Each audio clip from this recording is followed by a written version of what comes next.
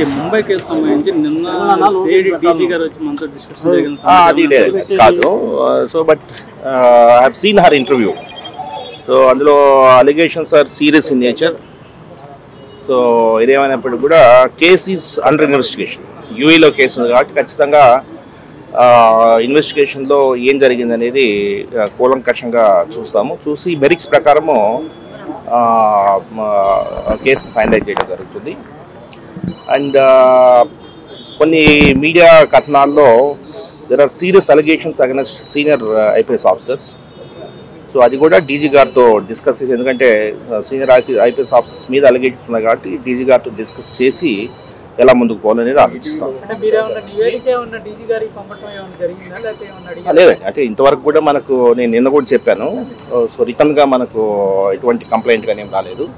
ఏదేమైనప్పటికీ కూడా case under investigation ఉంది కాబట్టి ఆ కేసుని క్షుణ్ణంగా ఇన్వెస్టిగేట్ చేయమని చెప్పడం జరిగింది. సో రిగార్డింగ్ అలిగేషన్స్ చెప్పాను కదా, అలిగేషన్స్ సంబంధించి డీజీపీ సార్తో మాట్లాడి విల్ టేక్ ఏ కాల్. ఎందుకంటే ఐపీఎస్ ఆఫీసర్స్ అందరి మీద అలిగేషన్స్ ఉన్నాయి కాబట్టి so we need to discuss with DGP sir and then we take a call.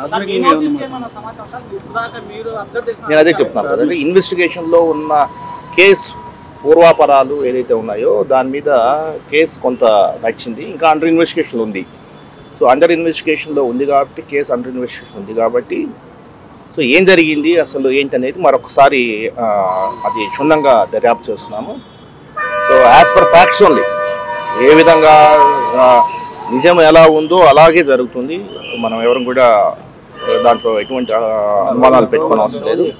As per facts case will be finalised as per facts.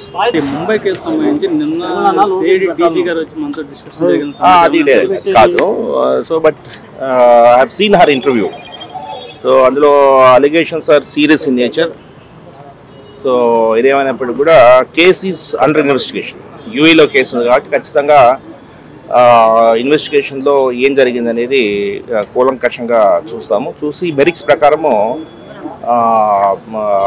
కేసును finalise చేయడం జరుగుతుంది. And కొన్ని media కథనాల్లో there are serious allegations against senior IPS officers. So అది కూడా DG గారితో discuss చేసి, ఎందుకంటే సీనియర్ ఐపీఎస్ ఆఫీసర్స్ మీద అలిగేషన్స్ ఉన్నాయి కాబట్టి డీజీ గారితో డిస్కస్ చేసి ఎలా ముందుకు పోవాలనేది ఆలోచిస్తాం.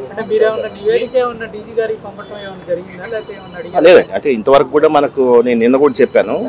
సో రిటర్న్గా మనకు ఎటువంటి కంప్లైంట్ కానీ ఏం రాలేదు. ఏదేమైనప్పటికీ కూడా కేస్ అండర్ ఇన్వెస్టిగేషన్ ఉంది కాబట్టి ఆ కేసుని క్షుణ్ణంగా ఇన్వెస్టిగేట్ చేయమని చెప్పడం జరిగింది.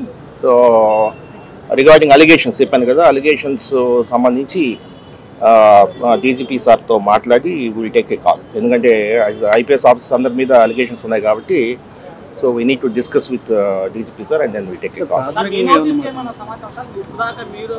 నేను అదే చెప్తున్నాను కదండి, ఇన్వెస్టిగేషన్లో ఉన్న కేసు పూర్వాపరాలు ఏదైతే ఉన్నాయో దాని మీద కేసు కొంత నచ్చింది, ఇంకా అండర్ ఇన్వెస్టిగేషన్ ఉంది.